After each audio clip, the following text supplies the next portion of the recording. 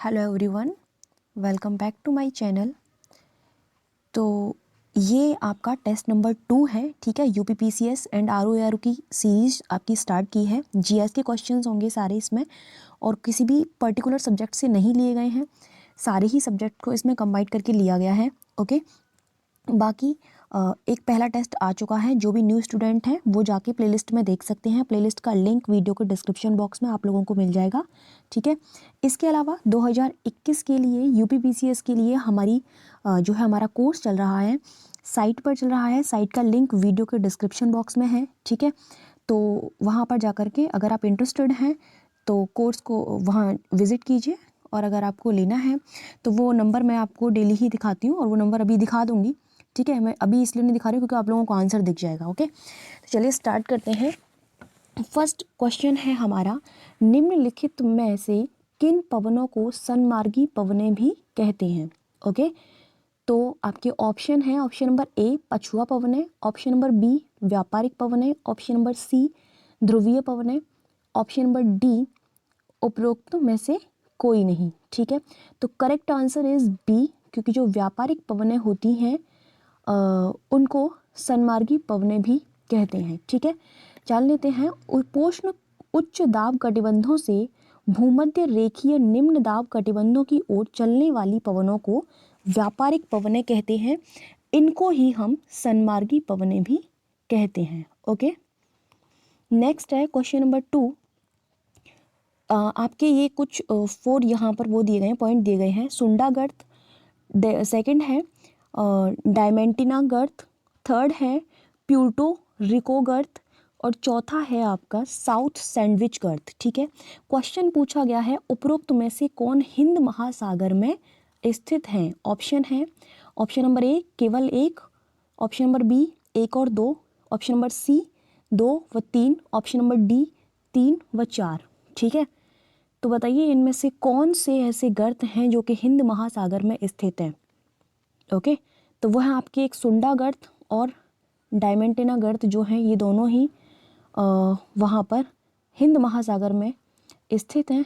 Option number B जो है वो करेक्ट हो जाएगा, ठीक है।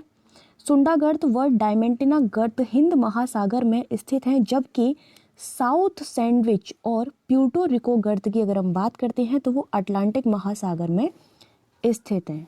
ओके, चलिए उसके बाद नेक्स्ट है क्वेश्चन नंबर 3।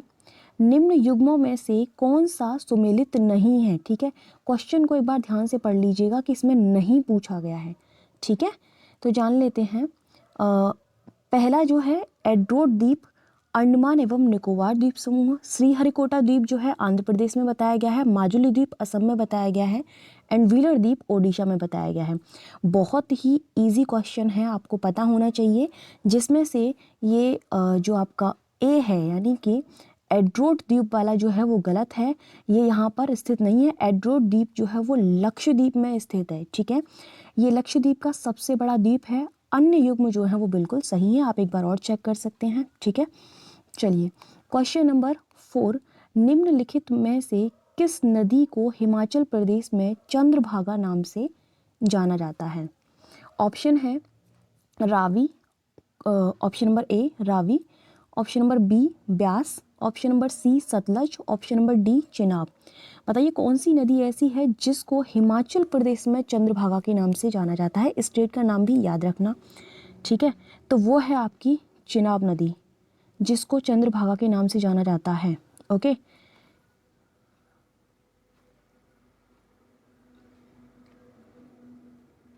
चिनाब नदी को हिमाचल प्रदेश में चंद्रभागा नाम से जाना जाता है।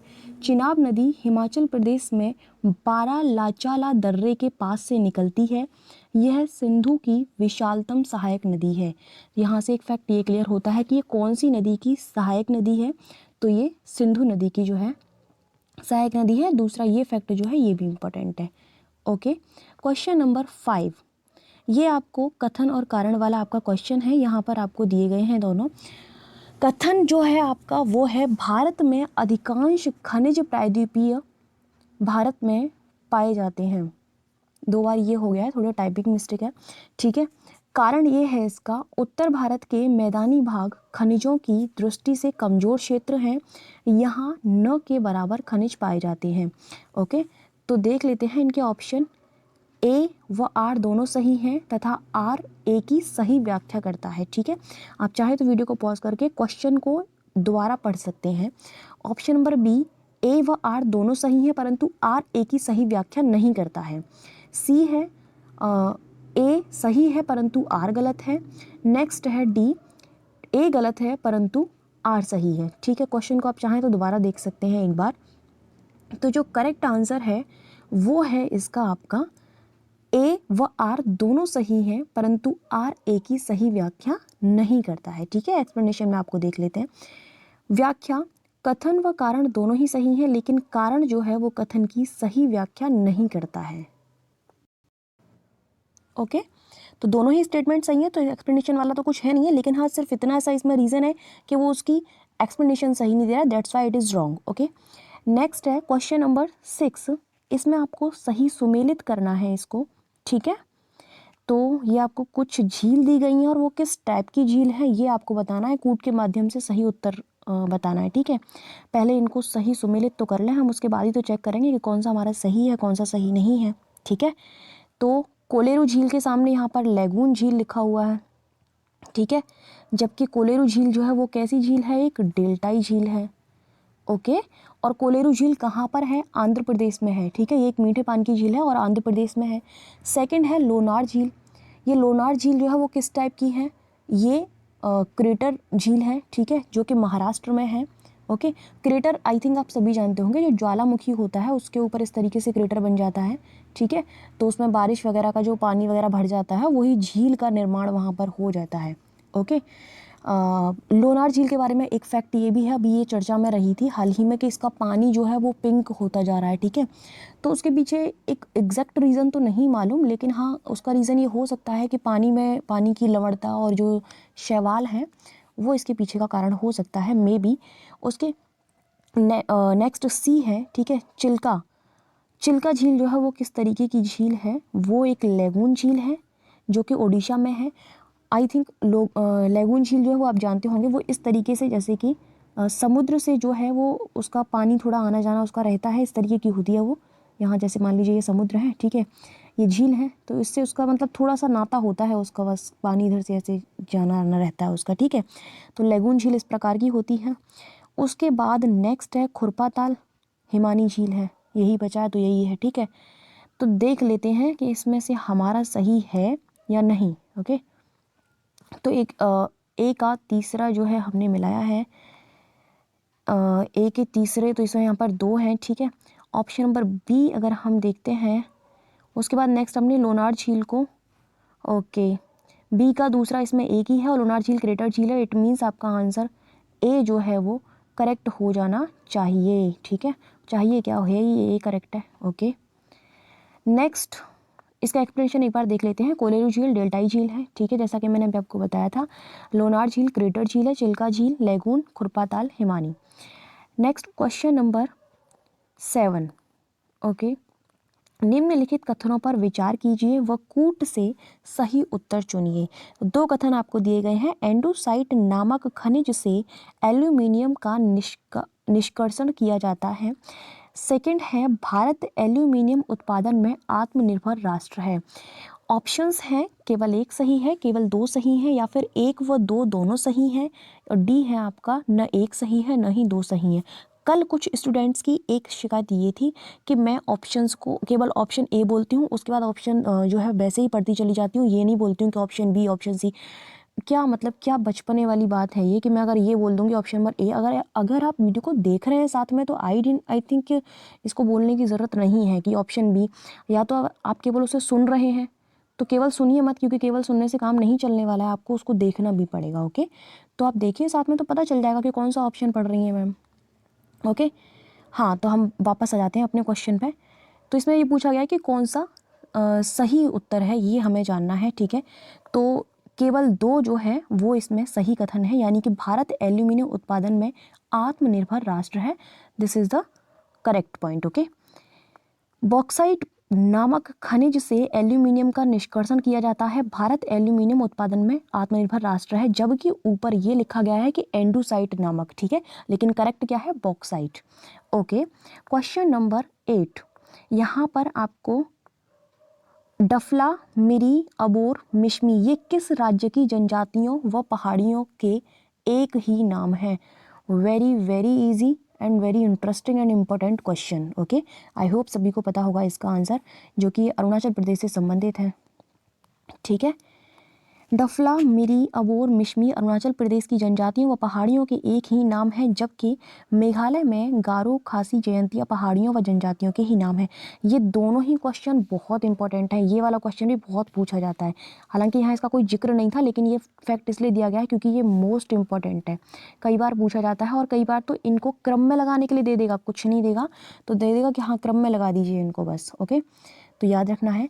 नेक्स्ट क्वेश्चन नंबर 9, किस उद्योग हेतु आगरा को नहीं जाना जाता है? ओके, ऑप्शन नंबर ए चमड़ा उद्योग, ऑप्शन नंबर बी पेठा उद्योग, ऑप्शन नंबर सी खेल सामान उद्योग, ऑप्शन नंबर डी गजक व रेवड़ी उद्योग।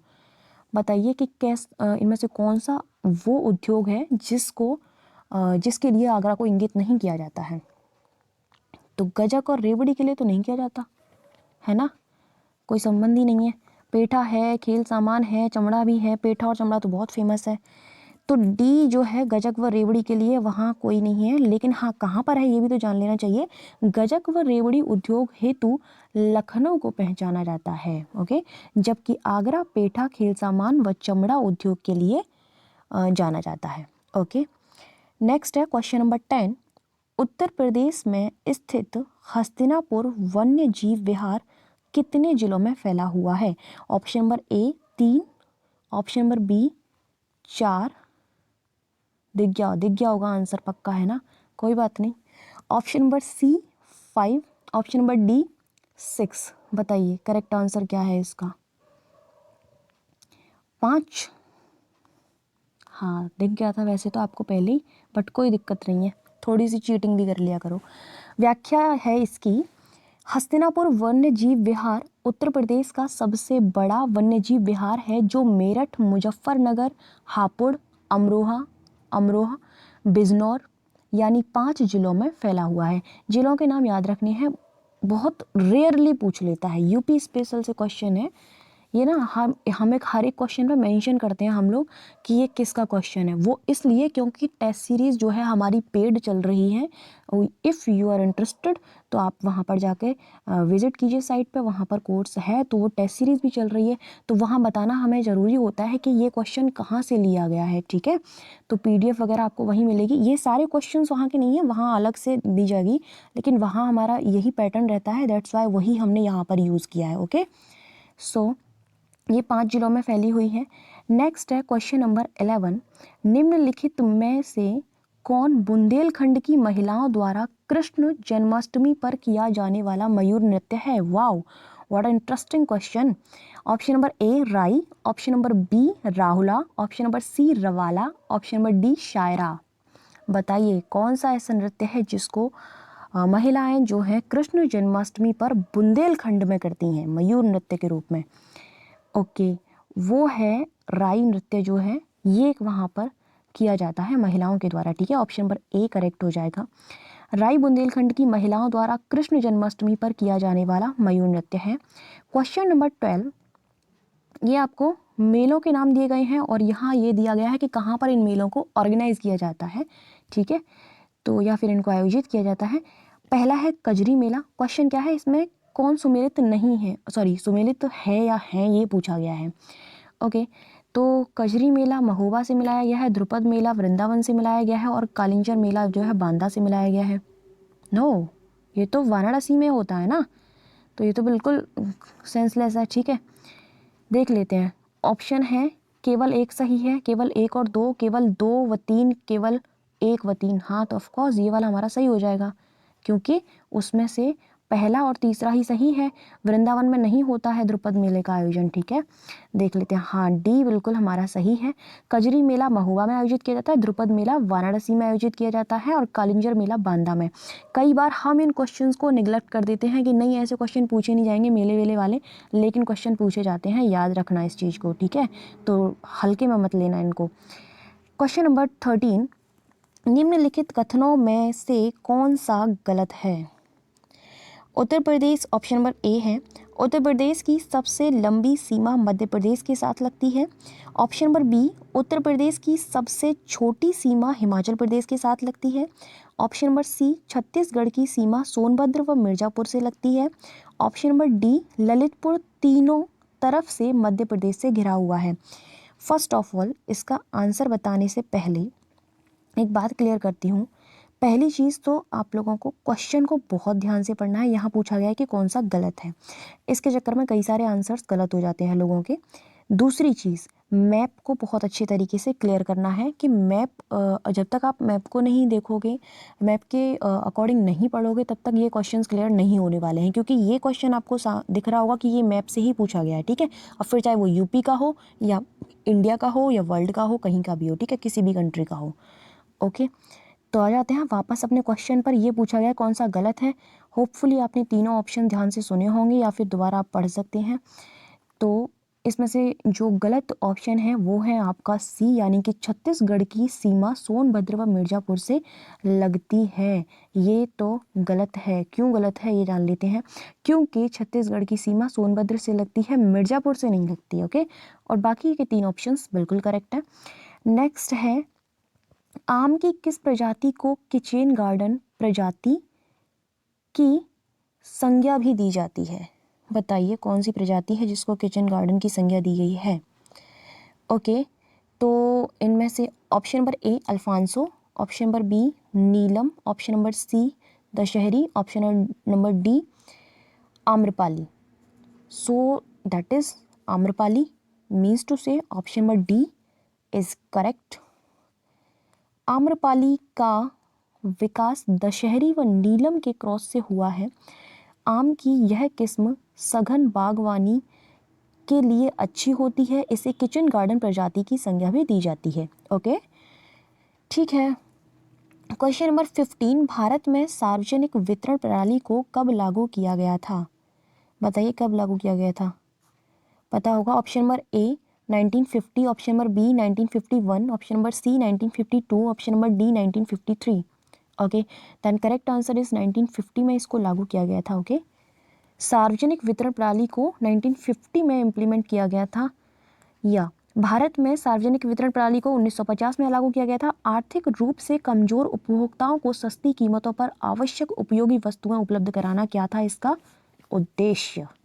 ओके, उद्देश्य जान लिया इसका। अब नेक्स्ट देख लेते हैं क्वेश्चन नंबर 16, निम्नलिखित युग्मों में से कौन सा सही सुमेलित नहीं है, ये पूछा गया है इससे।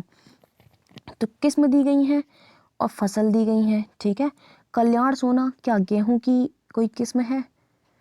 पूसा मालची धान, एंड बहार अरहर, और फिर से लास्ट है कौशल मूंगफली। ओके, तो इसमें से कौन सा सही सुमेलित नहीं है ये पूछा गया है। ठीक है, तो ये पूसा मालवी जो है धान की किस्म नहीं है।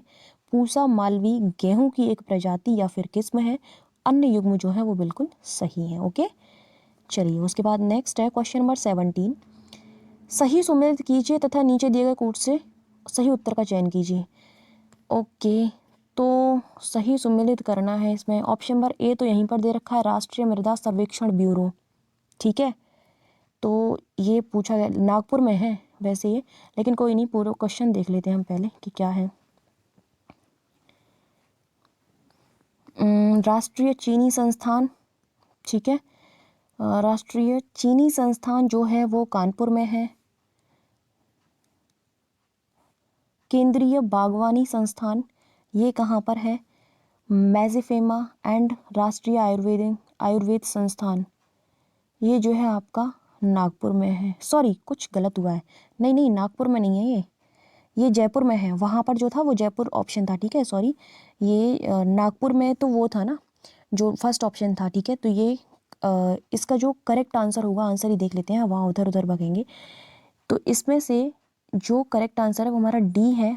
ओके, सही है ना, ए से 4 हमने मिलाया था, नागपुर। ओके, उसके बाद बी का हमने तीसरा बताया था, मीन्स टू से राष्ट्रीय चीनी संस्थान जो है कानपुर। हाँ, तो करेक्ट है हमारा, डी ऑप्शन सही है।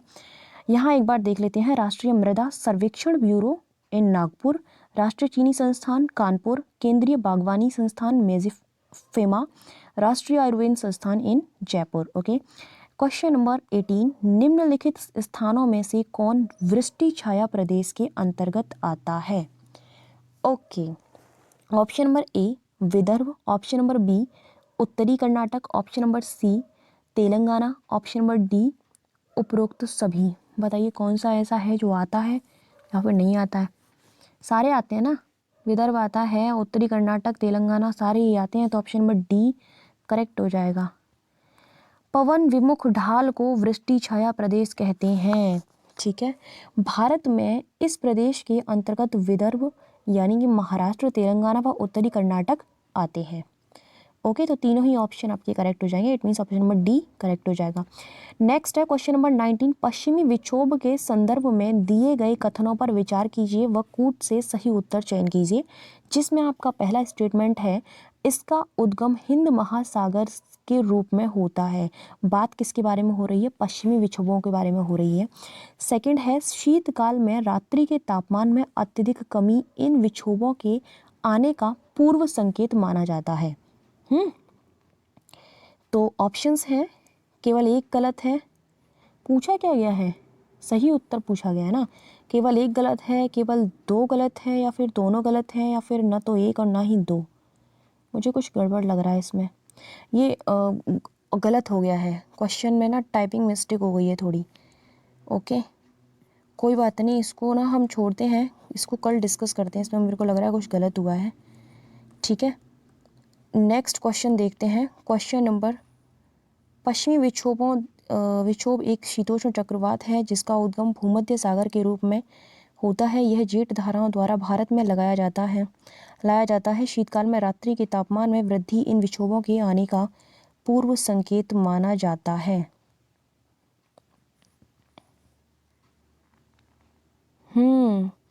इसमें से ना ये जो है ऑप्शन नंबर बी इसका करेक्ट आंसर होना चाहिए according to me, I think. चलिए कोई नहीं, इसको छोड़ते हैं, नेक्स्ट देख लेंगे इसको बाद में, मैं कल इसको डिस्कस करती हूँ। क्वेश्चन नंबर 20 है लास्ट, ओजोन गैस का रंग होता है। बताइए कैसा होता है? ऑप्शन नंबर ए हल्का लाल, हल्का पीला, हल्का नीला, या फिर हल्का हरा। ओजोन गैस का रंग कैसा होता है? सभी को पता होना चाहिए। हल्का नीला ही तो होता है। ओजोन ऑक्सीजन के 3 परमाणुओं से मिलकर बनने वाली एक गैस है जो वायुमंडल में बहुत कम मात्रा में यानी कि 0.02% में पाई जाती है। ओजोन परत को पृथ्वी का सुरक्षा कवच या पृथ्वी का छाता भी कहा जाता है। क्वेश्चन बनते हैं भाई, बनते हैं, मैं बोल रही हूँ। पूछ लिया जाएगा कोई, पृथ्वी का सुरक्षा कवच किस परत को माना जाता है? पृथ्वी का छाता। छाते से तो तुम बिल्कुल कंफ्यूज हो जाने हो, ठीक है। तो ये तो चलो ठीक है, एक बार को समझ में आ भी जाएगा, किताबी लैंग्वेज है, लेकिन ये छाता वाला तो ये याद रखना है, ठीक है, कि ये ओजोन के बारे में बात हो रही है।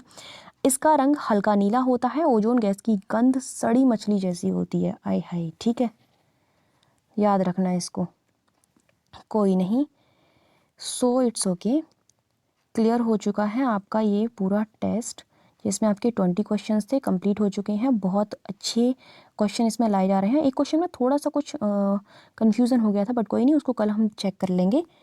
सो मिलते हैं नेक्स्ट टेस्ट में कल की वीडियो में। Thank you so much for watching my video. तब तक के लिए बाय बाय, टेक केयर।